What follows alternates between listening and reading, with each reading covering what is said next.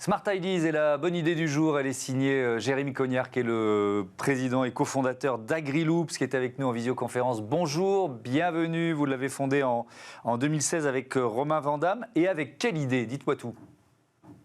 Bonjour Thomas, merci de nous accueillir aujourd'hui. Alors, chez AgriLoops, on a développé un nouveau modèle de ferme plus résilient et plus économe en ressources. En fait, c'est un système de production qui nous permet d'une part d'avoir une crevetticulture locale et la plus éco-responsable possible, et d'autre part, avec l'eau de nos gambas, d'avoir une coproduction de différents fruits et légumes. C'est donc une nouvelle technologie qu'on a brevetée qui nous permet d'un côté d'avoir un produit unique, une gambasse élevée en France, ultra fraîche, garantie sans antibiotiques. Donc ça, comme je le disais, c'est un peu unique en France, en Europe et dans beaucoup de pays parce qu'aujourd'hui, la quasi-totalité des crevettes et des gambas qu'on consomme proviennent d'assez loin, hein, majoritairement d'Asie du Sud-Est et d'Amérique centrale. Et cette technologie, elle nous permet aussi de coproduire différents fruits et légumes qui vont avoir des meilleures qualités gustatives et des meilleures qualités nutritionnelles grâce à l'eau de nos gambas.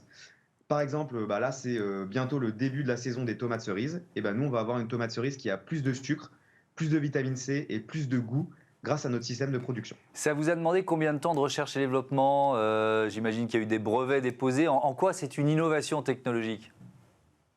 Ça nous a demandé en effet pas mal de temps de développement. Au début, en 2017 et en 2018, on a expérimenté à petite échelle en labo pour montrer en fait que cette association entre aquaculture et maraîchage qui s'appelle l'aquaponie pouvait fonctionner en milieu salé avec des gambas. C'est déjà une des premières briques innovantes qu'on a développées, hein. On est les premiers à faire de l'aquaponie en milieu salé. Et ensuite, grâce à une première preuve de concept qui fonctionnait bien, on a réalisé une première levée de fonds en 2019 qui nous a permis de construire notre ferme pilote qui se trouve aujourd'hui à Rennes.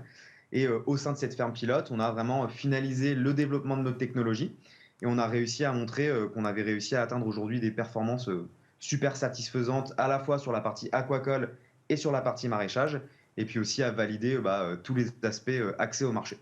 Et donc, ça veut dire que vous êtes en phase de... Il y a une nouvelle levée de fonds en cours, c'est ça, pour passer à l'échelle, en quelque sorte?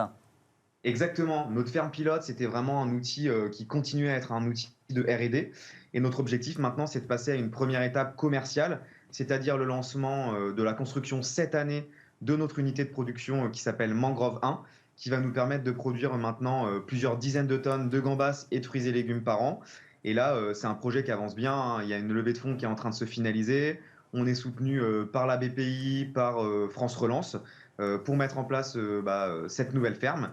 Et l'objectif, c'est de commencer la construction cette année pour une mise en production courant 2024. Pourquoi mangrove? Parce que c'est le milieu naturel dans lequel se développent les crevettes? C'est ça. Aujourd'hui, comme je le disais, la quasi-totalité des crevettes qu'on mange, hein, ça veut dire plus de 80% de ces crevettes et de ces gambas proviennent d'Asie du Sud-Est et d'Amérique centrale. Et en fait, les zones de production, c'est des zones de mangrove parce que c'est un environnement qui est assez adéquat pour l'élevage des gambas. La problématique, c'est que quand on va élever ces crevettes dans des zones de mangrove, il va y avoir vraiment un sujet pollution de cette zone de mangrove, parfois même déforestation de cette mangrove. Et ça, c'est un vrai enjeu, hein, parce qu'il faut savoir que en fait, la mangrove, déjà, c'est un écosystème qui renferme énormément de biodiversité. Ça veut dire que ça rend beaucoup de services aux populations locales. Donc, si on la détruit, c'est un gros problème. Mais en plus de ça, un hectare de mangrove, ça peut stocker jusqu'à 6 fois plus de CO2 qu'un hectare de forêt amazonienne.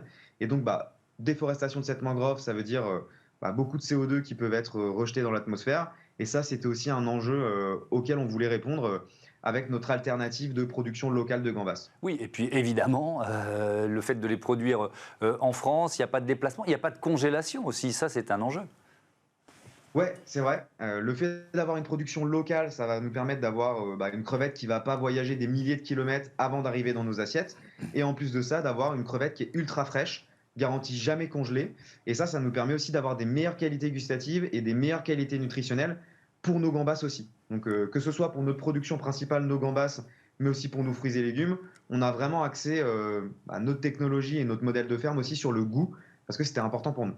Dernière question, vous l'avez évoqué, mais quand on parle de crevettes ou de gambas éco-responsables, ça veut dire quoi concrètement?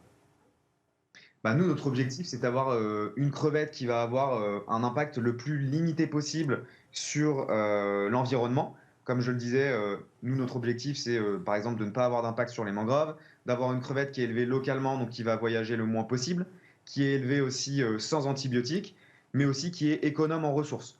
Notre technologie, donc, qui est basée sur le principe de l'aquaponie, qui est associée à aquaculture et maraîchage, et bah, par exemple, c'est une technologie qui va nous permettre d'utiliser jusqu'à 95% d'eau en moins si on se compare à ce qui se fait traditionnellement.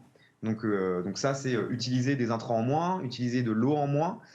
Par exemple, sur nos fruits et légumes, on va utiliser aussi beaucoup moins de fertilisants, puisque la quasi-totalité de nos fertilisants proviennent de nos gambas.